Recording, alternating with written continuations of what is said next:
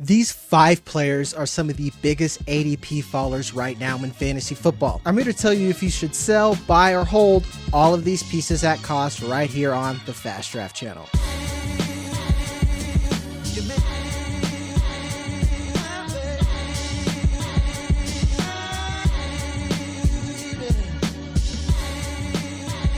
First one, running back for the Jets, Breece Hall. I know this sounds crazy, but I've been one of the biggest supporters of the Jets players at cost. Breece Hall is no exception. He had a disappointing season, but keep in mind the Jets in general were disappointing. And it's not that Breece Hall is a crappy player. He's still very good. Now, I know a lot of you are fading him because you hear that Isaiah Davis may get some carries. That includes what they were already doing with Braylon Allen. For starters, Nathaniel Hackett was a hack. Pun not intended. He recently admitted that he didn't even know of Breece Hall's receiving capabilities up and towards the tail end of the season.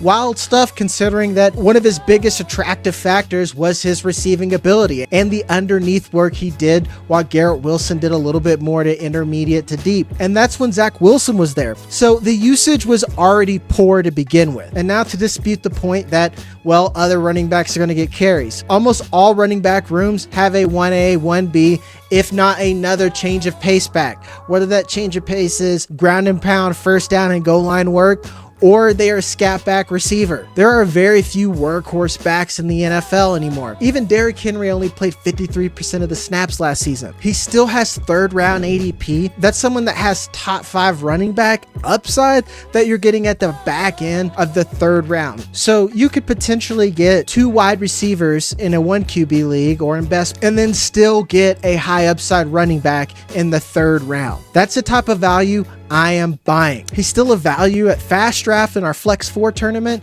going around Josh Jacobs, Breece Hall, Kyron Williams, Jackson Smith, and Jigba. For a format that heavily favors running backs, Breece Hall is someone that is an easy button click at cost. And then for 1 third and final point, because I know some of you are going to say it, Justin Fields. Justin Fields will take away some touches, but keep in mind, Breece Hall is a receiving back. They'll likely design touches for him, especially when you factor in that they brought in the passing coordinator from the Lions. He knows how to scheme up plays specifically for Breece Hall, and I don't think having a rushing quarterback is going to hurt as much as having poor usage and poor QB play like they had in 2024. Breece Hall, a buy in all formats. Next is the ugly duckling, Sam Darnold. His ADP's cratered ever since he's left the Vikings, and I understand that he's not going to have a low-end QB1 season like he did last year, or at least on paper, but we've sent him straight to the shadow realm, and I don't quite understand why. Actually, I do know why, and I think it's ridiculous. Jalen Milroe, 3rd round pick. Now, in previous videos, I've mentioned the hit rates of 3rd round QBs, and particularly mentioned Jalen Milroe as someone as an avoid because his ADP is creeped up even in dynasty rookie drafts.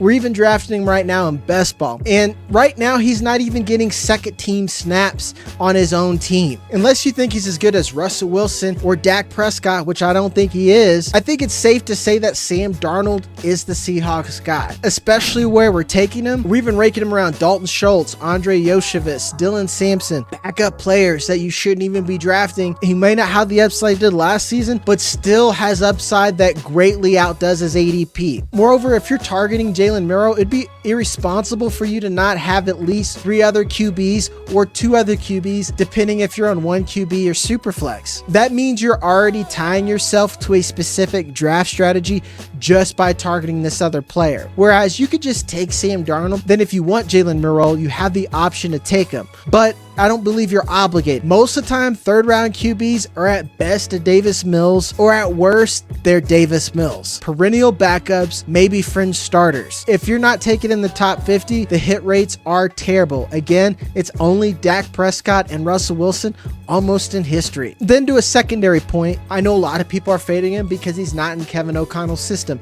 That is fair. However, Clint Kubiak is another QB-friendly system that is an offshoot of Kyle Shanahan or his own dad. It's incredibly QB-friendly, and it's not like they're devoid of weapons. Jackson Smith and Jigba prove that he's more than just a slot receiver, and they've even said they're not going to use him exclusively in the slot. Remember that Z flanker is also a position, and they can move him around the roster and keep Cooper Kupp, who is the player that he was, but is still capable of earning targets, in the slot. Then they have 2 tight ends who I think are capable as a third target in Noah Fant and Elijah Arroyo. We already know the running back usage both in the passing game and on the ground, so Kenneth Walker and Zach Charbonnet could be good target earners. There's enough within the system that I don't think he's a bust. Now, I will say his floor resides in the offensive line play, and I do think you should bake that in the cost, but where he's at right now, I think Sam Darnold is a buy. And if you like content like this, go ahead and hit the like and subscribe button. I'll keep you up to date on all NFL news, best ball, redraft, dynasty.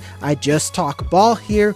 Moreover, Fast Draft, we are a best ball app. If you want to keep up on promotions, new tournaments, and ADP trends, this is a spot you want to be and you want to follow along. So again, hit the like, subscribe button, download the app, use my code on the screen, JAG, and we can give you up to a $50 deposit match. If you want in on exclusive deals, I'll have a link below for our Discord where you can hop in there where we're talking ball. I have an AMA in there once a week. A lot of cool stuff in there you don't want to miss out. Now, jumping back into it, another QB, Anthony Richardson of the Indianapolis Colts. We all know why his ADP cratered. He had a terrible season. To make things worse, they brought in Daniel Jones. Now, I know Daniel Jones isn't exactly scary, but I don't think he's worse than Anthony Richardson, who already set a pretty low bar in terms of QB play. He's someone who at least has a proven season, both in college and in the NFL, where he can be efficient and have an offense that scores points. Anthony Richardson hasn't done that yet. To make things worse, AR hasn't been healthy and he's already dealing with the same shoulder injury that he's supposedly recovered from. This has been a trend since he was in college and I'm concerned.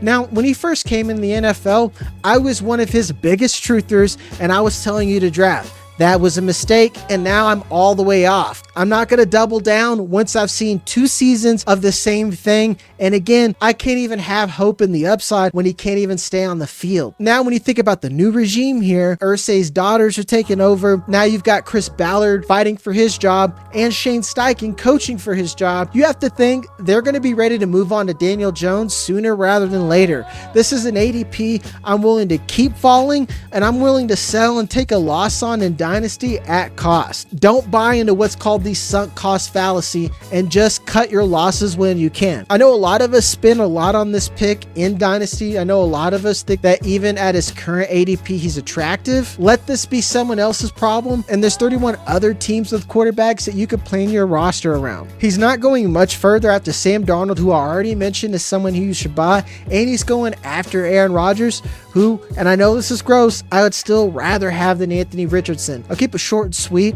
Anthony Richardson, hard fade, hard sell. Now we'll move over to a hyper athletic, highly drafted prospect that's been a disappointment. It's Kyle Pitts. Someone else who I've been a fan of. I liked his rookie season. And again, you should chase athletic first round tight ends. This one just ain't it. Last year should have been the year since they've moved on from mediocre, if not poor, QB play from Marcus Mariota and Desmond Ridder. We'll just say it's poor. And they brought in Kirk Cousins, who wasn't good or great, but still at least baseline. And more importantly, they had Michael Penix, and he still had a season where he put up 7.7 points per game. I'm even worried that the team has given up on him at this point. Between him, Anthony Richardson, and Tim Tebow, it's safe to say that one of Florida's chief exports is disappointment. If there is someone else who believes in Kyle Pitts, even if you're in Dynasty for a second round pick, I'm letting them have him. More importantly, if you're playing best ball or in redraft, and you're trying to draft someone like Kyle Pitts, you're better off taking shots at some of these other rookies a lot later. Let him be someone else's problem. Drake London showed us what Drake London can do, which is earn targets. Darnell Mooney seems to have showed back up after flashing his rookie season and proved to be a reliable target. I don't think that's going to stop. At best, Kyle Pitts is their third option. At worst, they're looking to trade him, and he's still going around players like Tua Tagovailoa. I know Tua's had some injuries. I'd rather have the QB who's guaranteed to start and score points rather than the hope of a tight end. Even at this low of ADP, I may have a couple of shares here and there as a tight end 2 in best ball.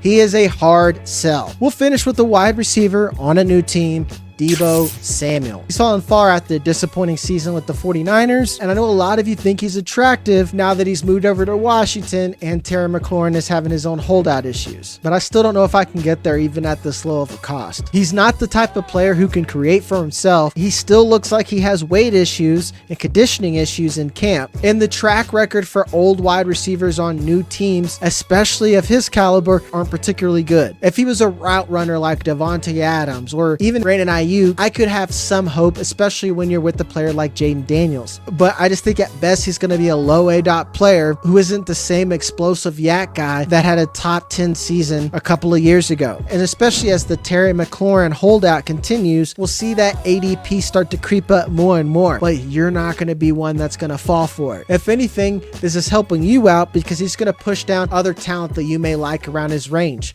like Sam Laporta, even Aaron Jones at running back. Sam Laporta was a disappointment, but injury had a little bit to do with that, and you still get positional upside by drafting someone like Sam Laporta rather than having someone as your wide receiver 2 or 3 that's likely going to disappoint you like Deebo Samuel. He is a firm fade at cost. That'll do it for me. Again, hit the like and subscribe button. As always, if you like content like this, stick around. I'll have more for you this week. Love you. See you on the next one. So I thought I needed.